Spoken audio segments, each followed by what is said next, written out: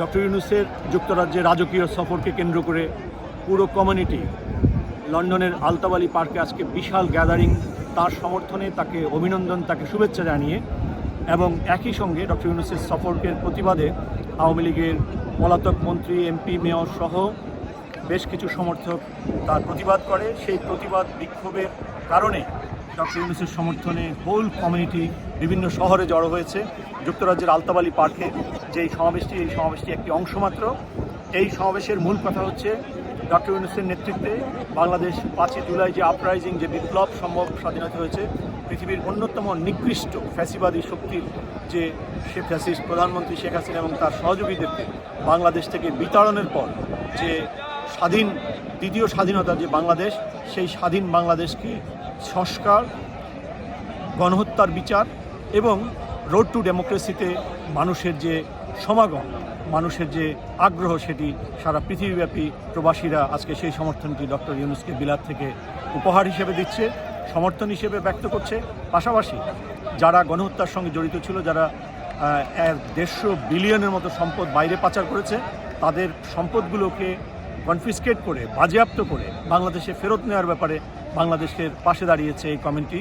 এখানে প্রবাসীরা বলছে যে আওয়ামী লীগের মন্ত্রী, এমপিদের এবং যারা লুটেরা, তাদের বাড়িগুলো তারা চিহ্নিত করে দিচ্ছে এবং এই বাড়িগুলো এবং সম্পদগুলো, ব্যবসাগুলো যাতে যুক্তরাজ্য সরকার কনফিসকেট করতে পারে, বাজেয়াপ্ত করতে পারে, সে ব্যাপারে যথেষ্ট তথ্য সরবরাহ করা হচ্ছে সরকারকে। এবং ইতিমধ্যে সালমান রহমানের ছেলে শাহান রহমান যে শেখ রেহানাকে যে বাড়ি দিয়েছিল প্রায় 2.5-3 মিলিয়নের, সেই বাড়িটি অলরেডি অ্যাটাচ করা হয়েছে, বাজেয়াপ্তকরণের প্রক্রিয়া শুরু হয়েছে। এইভাবেই সাইফুজ্জামান চৌধুরী বাবু, আদনান ইমাম সহ এখানকার যে সমস্ত ব্যাংকার ফ্যাসিবাদের সহযোগী ছিল, তাদের মধ্যে কেউ কেউ বাংলাদেশে নতুন করে ব্যাংকের চেয়ারম্যান হচ্ছে, পরিচালক হচ্ছে, বিভিন্ন ধরনের অবৈধ বেআইনি প্রভাব ব্যবহার করে, তাদের সকলকে চিহ্নিত করে তাদের বিরুদ্ধে বিচারের প্রক্রিয়া শুরু করার জন্য প্রবাসীদের পক্ষ থেকে সরকারকে অনুরোধ জানানো হচ্ছে। এবং যে 3টি বিষয়ে মানুষের ঐক্য রয়েছে, সেই 3টি বিষয়কে রাজনীতিকদেরকে শ্রদ্ধার সঙ্গে সামনে এগিয়ে নিয়ে যাওয়ার জন্য প্রবাসী ঐক্যবদ্ধ। সেই 3টি বিষয় হচ্ছে যে এই রাজনীতিতে যে সংস্কার দরকার, যুগোপযোগী, দুর্নীতি, অনিয়ম এবং গণতন্ত্র এবং মানবাধিকারের বিষয়গুলোর রক্ষা করা। দ্বিতীয়ত গণহত্যার বিচার। জুলাই এবং গত 15 বছরে যারা গণহত্যা করেছে, গুম করেছে, তাদের প্রত্যেকের বিচার নিশ্চিত করা। তৃতীয়ত হচ্ছে যে রোড টু ডেমোক্রেসি, কারণ এই ডেমোক্রেসি প্রক্রিয়ার মধ্যে ফেরত যেতে হবে, কারণ বিরাজনীতিকরণ বাংলাদেশকে 100 বছর পিছিয়ে দিতে পারে এবং আধিপত্যবাদ শক্তিকে বারবার বাংলাদেশে হস্তক্ষেপ করার রাস্তা তৈরি করতে পারে। সুতরাং বিরাজনীতিকরণের কোনো প্রক্রিয়া বাংলাদেশ আর সহ্য করবে না। 111-এর মধ্য দিয়ে যে বিরাজনীতিকরণের প্রক্রিয়ার মধ্য দিয়ে ফ্যাসিবাদ কায়েম হয়েছিল, সেই ফ্যাসিবাদ যাতে আর কখনো কায়েম না হয়, সেখানে বিএনপি, জামাত ইসলাম, এনসিপি সহ সকল রাজনৈতিক দল যাতে এই ব্যাপারে নীতিগত ঐক্য এবং স্বাধীনতার সার্বভৌমত্ব এবং গণতন্ত্রের প্রশ্ন ঐক্যবদ্ধ থাকে, সেই ব্যাপারে কিন্তু প্রবাসীরা ঐক্যবদ্ধভাবে কিন্তু তাদেরকে কমিটেড হওয়ার জন্য আহ্বান এবং অনুরোধ জানাচ্ছে। ডক্টর ইউনূসের নীতিগত যে অবস্থানগুলো, তিনি অভিযানে সফল হবেন বলে সকলে আশা করে। তিনি যে শুরু করবেন, পরবর্তীতে নির্বাচিত সরকারগুলো সেই ধারাটা অব্যাহত রাখবেন বলেও প্রবাসীরা আশা করে। এবং প্রবাসীরা যে রেমিটেন্সের প্রবাহ তৈরি করেছে, দ্বিগুণ, 1.5 গুণ, দ্বিগুণ হয়েছে, তারা 5 গুণ, 7 গুণ পর্যন্ত করতে পারে।